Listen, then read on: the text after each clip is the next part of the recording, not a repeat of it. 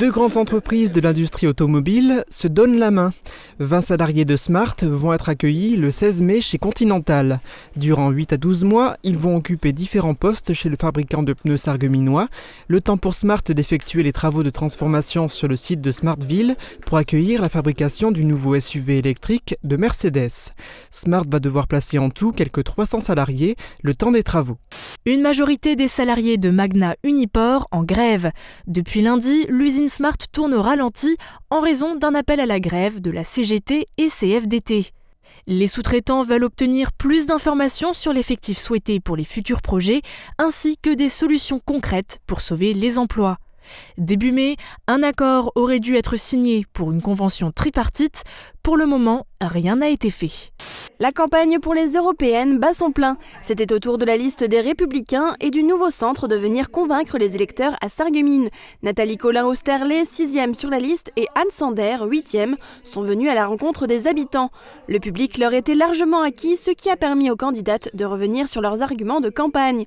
Le refus d'un duel devenu duo entre La République En Marche et le Rassemblement National, ou encore promouvoir une Europe qui défende ses frontières d'un point de vue économique et démographique. Face aux administrés, la députée Nicole Triss a rencontré la population de Sarralbe et environ à Esch. Elle a confronté la politique du gouvernement, son parti, aux réalités du quotidien. Pauvreté, coût de la mobilité ou apprentissage ont été largement évoqués par le public. À quelques jours des élections, la rencontre s'est également focalisée sur l'Europe. Qui peut sauver le Saint-Augustin ? La question du devenir de l'emblématique ancien collège de Beach se pose suite à la liquidation de la société privée Tétis, constituée de capitaux chinois.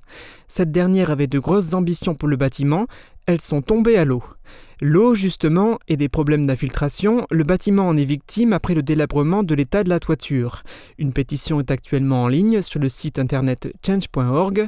Elle vise à solliciter les pouvoirs publics pour sauver le Saint-Augustin. Elle a recueilli près de 800 signatures. Leur objectif, passer au plus vite l'ensemble des portes et dans le bon sens, s'il vous plaît. Vert, on suit le courant, et rouge, on le remonte. 50 jeunes kayakistes ont participé à la 4e manche du challenge départemental sur le bassin de Grosse-Bliederstroff. Un parcours technique se jouant des rochers et des contre-courants qui a permis aux meilleurs de montrer leurs compétences. A noter que Mérénice Formica, une jeune blitarienne, a su tirer son épingle du jeu en terminant première de sa catégorie. 40 ans d'amitié, ça se fête. Les communes de Beach et de Les Bars sont jumelées depuis 1979. Pour fêter cette belle entente franco-allemande, une journée de festivités était organisée. Un moment riche en symboles s'est déroulé à Beach, au Jardin pour la Paix, où les maires des deux communes ont planté l'arbre du jumelage. Quand un infirmier et un ancien DRH se reconvertissent dans la restauration, ça donne le Petit Comptoir. L'enseigne vient d'ouvrir place du marché à Sarreguemines. Viande bovine française, fruits et légumes fournis par un primeur local, pain artisanal, fromage affiné dans une cave de la région. Loïc et François les transforment en tartines, planchettes, burgers et croque-monsieur. Leur slogan, un resto, l'esprit d'un bistrot et une ambiance vintage. Un trou de 50 cm rue Saint-Augustin à Beach. La chaussée s'est affaissée vendredi soir en face du bureau de tabac. Les causes sont pour l'heure inconnues, mais des travaux doivent commencer ce mardi. Au centre-ville, la rue Saint-Augustin sera totalement fermée à la circulation. Une déviation est mise en place par la rue du Stade. Organisé par la préfecture et l'éducation nationale, l'exercice avait pour objectif de tester le plan particulier de mise en sécurité d'un établissement scolaire. La manœuvre d'envergure départementale a mobilisé de gros moyens humains et matériels.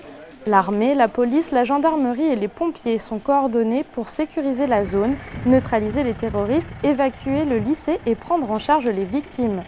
À Forbach, la requalification globale du centre-ville passe avant tout par la réhabilitation de l'avenue Saint-Rémy. Pour que cette autoroute urbaine trouve une nouvelle identité et s'intègre dans le centre-ville. Le projet final a été présenté à la presse vendredi. Il est le fruit d'un long travail de concertation avec les habitants et les commerçants. Côté sport, les jeunes coureurs ont tout donné, qu'il s'agisse des primaires ou bien des maternelles pour lesquelles un petit parcours a été aménagé. Le volet solidarité, quant à lui, a pris la forme d'une enveloppe de dons remis par l'école aux représentants de l'association ELA. 1286 € ont été récoltés. Des plaques munies d'un QR code permettant aux pèlerins d'obtenir des cartes directement sur leur téléphone ou bien des informations pratiques concernant les services disponibles à proximité. Un projet inscrit sous les étoiles de l'Europe pour favoriser la tolérance, l'humanité, la liberté et la rencontre amicale entre les cultures. Rossellois ou personnes de passage peuvent donc y trouver toutes sortes de plantes d'extérieur, de fleurs d'été ou de plantes grimpantes. Et la municipalité a pensé à tout. Elle fournit cette année terreaux et copeaux en libre service gratuitement. L'activité principale de cet après-midi était le tournoi de Dragon Ball FighterZ. Ce jeu de combat en 2 dimensions donne des affrontements explosifs entre 2 joueurs. Le tournoi a réuni 32 gamers divisés en 4 poules. Ils se sont affrontés avant de donner les finalistes. À la clé, 1 800 € de cadeaux pour les participants. Mais non, mais des choses qui peuvent traverser la route, il y en a plein. Ils sont 24 à avoir répondu à l'invitation de leur caisse de retraite pour participer à ce stage d'une journée à l'hôtel Mercure de Forbach. L'occasion de réviser auprès d'un professionnel son code de la route et de mettre à jour ses connaissances. Très utile, même lorsque l'on est un conducteur aguerri. Heldeberg contre Saint-Avold. Les Rugby Women entre 14 et 18 ans se sont affrontés lors d'un petit tournoi à 7 contre 7 lors de la 2e journée transfrontalière de rugby féminin. Organisé par le Rugby Club Naborien et le CD 57, c'est un moyen de promouvoir les ententes entre ces clubs et de tester leurs équipes lors de matchs amicaux. Atteinte de diabète, Gisèle Martinuzzi a perdu la vue à l'âge de 21 ans suite à une opération chirurgicale ratée. La perte d'un sens décuplant les autres, son professeur de Qigong lui suggère de mettre son 6e sens au service de l'art et de commencer à peindre. Après s'être mobilisé à Hayange vendredi et à Thionville lundi, c'est aujourd'hui rue Félix Barthes à Forbach qu'une dizaine de membres de l'intersyndicale des finances publiques s'est réunie. Ils distribuent des tracts et font signer leur pétition devant le centre des impôts de Forbach pour sensibiliser la population sur le devenir de leurs fonctions qui impacterait tout autant que les contribuables. Action! Dans cet épisode, Javert Saké, l'un des héros, et Cassandra Spender essaient de fuir par le fort Saint-Sébastien de Beach. Derrière eux, des soldats génétiquement modifiés qui cherchent à les tuer. Bienvenue sur le tournage de la web-série BNJ.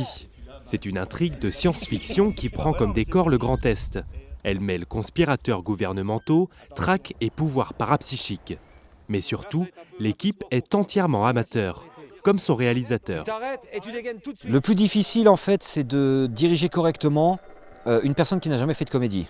Donc, c'est une première pour elle ou il. Donc, pour des gens qui n'ont jamais fait de comédie, je suis obligé de les diriger. Là, boum, boum, boum, boum, boum. Mais le truc, c'est comme vous l'avez fait, c'est pas bon. Le truc, c'est qu'il faut que vous arriviez, regarde. Alors, mon personnage, c'est un soldat qui a été modifié génétiquement pour une armée secrète, ou plutôt une organisation secrète. Et puis on agit un peu à droite à gauche. Je prends beaucoup de plaisir. Je donne aussi des idées. Ah ouais. Donc, du coup, j'essaye vraiment de m'accaparer du rôle. Et j'ai tendance aussi un peu à regarder les séries américaines ou les films américains, essayer de m'imprégner de certains rôles. Alors, pour un... Ah bah, c'est bon, top. On sort un peu de sa vie du quotidien, et puis on joue un rôle, donc on s'éclate en fait, on se laisse un peu aller, puis après on est recadré si ça ne va pas par le réalisateur. Il faudra courir, et quand on arrivera plus vers là-haut, il faudra vite fait se coucher. Ça demande beaucoup de temps et de gestion, parce que je suis tout seul à tout gérer, à part le fait que j'ai mon collègue avec moi, mais effectivement diriger 20 ou 40 personnes, ça demande beaucoup de travail, et je suis tout seul. Action! Il faut s'adapter au calendrier de chacun, et lorsqu'une comédienne quitte la série, toutes ces scènes sont à refaire.